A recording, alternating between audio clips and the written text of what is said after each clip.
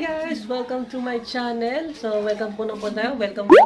So, ngayon, in today's video, so, nag-decide ako na gumawa ng lamesa at upuan kasi nga, wala pa akong dining table. Ang galing mo pala dyan ah. At ayokong bumili. So, nag-decide akong gumawa. So, bumili na ako ng kahoy. Ito kanina.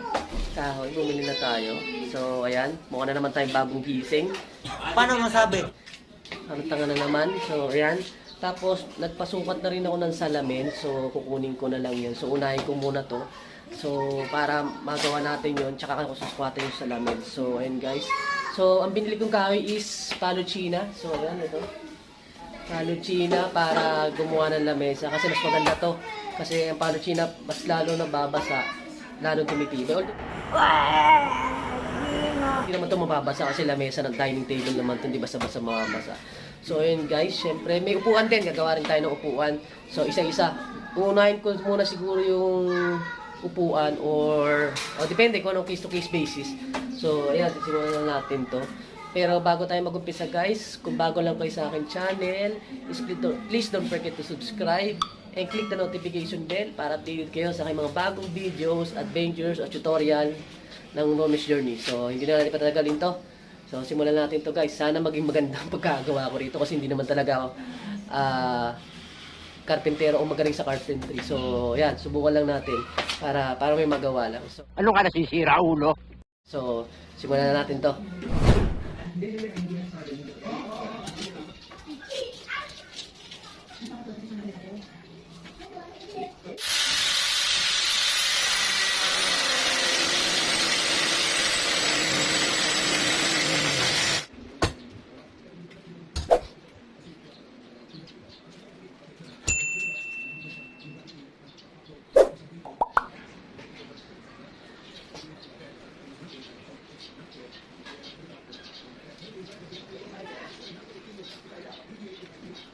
So, ayan guys, ito update tayo. So, ito, napagdikit-dikit ko na siya. Ayan. Ayan o, dikit-dikit na siya. So, hindi pa siya ganun katigas. Yung hindi pa masyadong kapit. So, patutuyin ko muna ng konti. Tapos, ano na siya, susukatan ko na siya. Tapos, para ma-curve na natin para dun sa salamin na pinasukat natin para eksakto siya dun. Tapos, after that, nalagyan natin siya ng support para dun sa ilalim para hindi siya lalo maghiwalay-hiwalay. So, stay tuned kayo guys.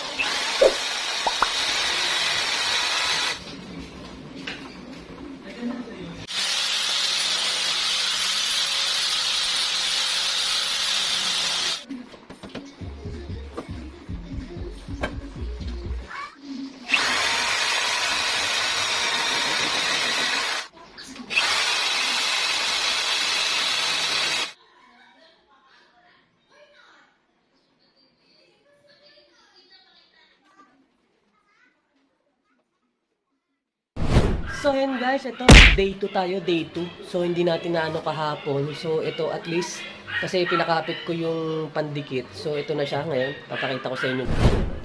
Ayan na siya. Ayan, ito yung sinasabi kong support na sa ilalim. Ito. Nilagyan na natin siya. So, ayan. So, na-curve na natin yung gilid. Ayan, ito na. So, ang susunod natin na gagawin is liliyahin na siya para medyo magpantay. So, dumating na yung salamin natin nandun na sa loob. So, sinukat ko. Tama naman.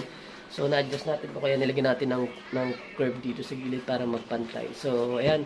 So, liliyahin na lang natin to. Tapos, pagkatapos liyahin is pipinturahan natin ng varnish. Ito. Ayan.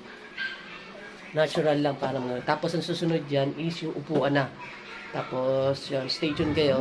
So, ayan guys, ito update tayo. Ito na yung yung lamesa na upuan na gagamitin natin na pinturahan na namin sila kasi medyo umulan kanina, buti umaraw na uli. So, hindi natin na video. So, ayan ito. So, pero inside, meron na tayo natapos na isa. So, ito. Ayan guys. Ayan, ito na siya. Although may kulang pa to na babarnisan pa. Pero mamaya, bibidyo natin yung pagbabarnis para makita natin. Para makita nyo kung ano yung itsura niya. So, kumbaga yun na yung final touch niya, yung varnish niya. So, yun guys, stay tuned kayo sa ano natin. So, pagkatapos dito, bubuin lang namin yung 3 upuan, tapos isusunod na namin yung lamesa. Kasi medyo inuna lang namin to para hindi na, mas mabilis kami. So, huli na natin yung upuan. So, stay tuned kayo. So, ayan guys, ang itsura ng ating upuan. Ayan. So, may dalawa pa. Ayan. Yung gagawin natin. So, stay tuned kayo guys. Tapusin namin, update namin kayo. So, ayan guys, pasensya na, medyo haggard na tayo. So, ito guys, ito, binabarnisan na siya. So, para makita nyo yung ma-preview nyo yung mga, kung ano yung final niya. So, ayan, switch lang na. So, ayan guys, ito, nakikita nyo na, binabarnisan na siya, ni Marksman channel. Subscribe lang kayo sa channel niya.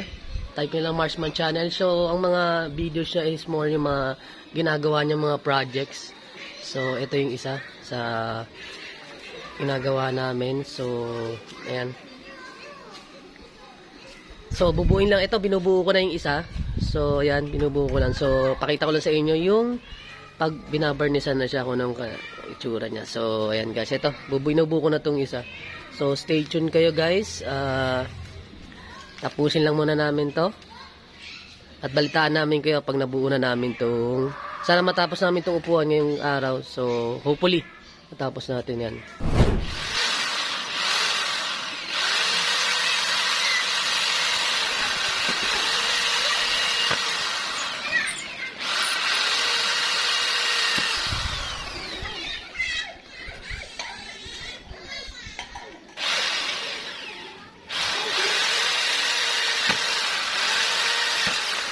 So, ayan guys, ayan ha.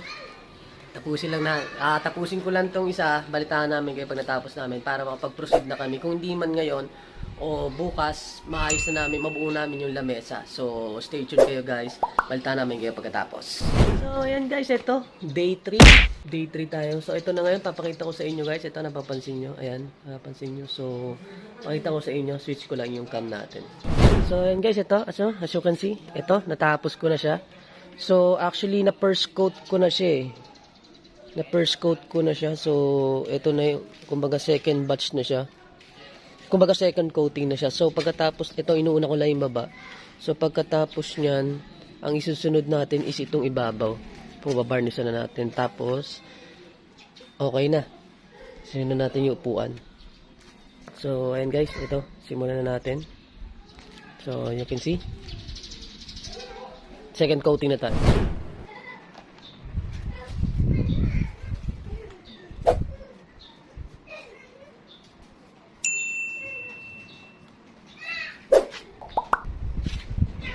So, ayan guys, ito. Okay na second coating na natin siya. So, susunod natin is yung varnish naman. So, i-coating na natin yung varnish para sabay na sila kasi sayang yung init.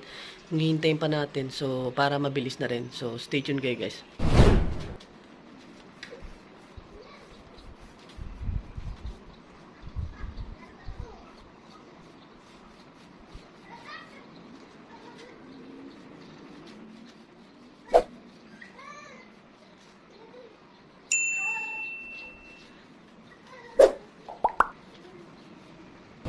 So, ayan guys, grabe ang init. So, ayan guys, ito, masyadong maliwanag. Ayan, na-varnishan. Kita mo, may araw kasi. Ayan guys, oh. Okay na, na-varnishan na natin. Na-first coat na natin siya ng varnish. Second coat nung black ng para dun sa paa. So, isa na lang yan. So, okay na. Tapos, pakita ko sa pagsamahin ko yung upuan tsaka lamesa. Tingnan nyo kung maganda ba ang pagkakagawa. So, stay tuned kayo. Sana po nagustuhan nyo aking gawa. So, ayun guys, ito, finally, okay na, tapos na. So, napansin nyo naman na natapos na natin yung yung upuan. So, ito guys, hindi ko na nilabas yung isa, bali 3 yan. Ayan guys, ito, as you can see. Oh, di ba? Astig. Yung upuan natin. So, ayan, nakikita nyo naman. So, ganun din yung dalawa. Yan. So, ito, medyo okay na rin. So, gali guys, may salamin yan. may salamin yan, nandun lang sa loob. So pagpasok na natin, tsaka ako ilalagay yung salamin. So and guys, ang finished product ng ating ginawang lamesa, upuan, 3 upuan yan, may mas nandun pa sa isa. So and guys, ito guys, so ito, finally natapos ko na rin sa wakas after 3 days. 3 days nang gawa. So akin naman kasi ano lang parang ano lang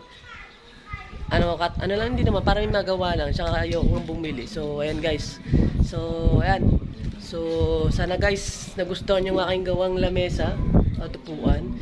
So kung nag-enjoy po kayo sa ating video ginawa, i-hit mo naman po ang like at isunod mo ang subscribe button at ang bell para updated ka sa aking mga bagong videos. Ito yung mga bago kong kinatutuan at mga tutorial na aking gagawin. So sana po nag-enjoy kayo sa video nating ito at don't forget to subscribe. Salamat po ulit sa panonood at thank you po sa panonood.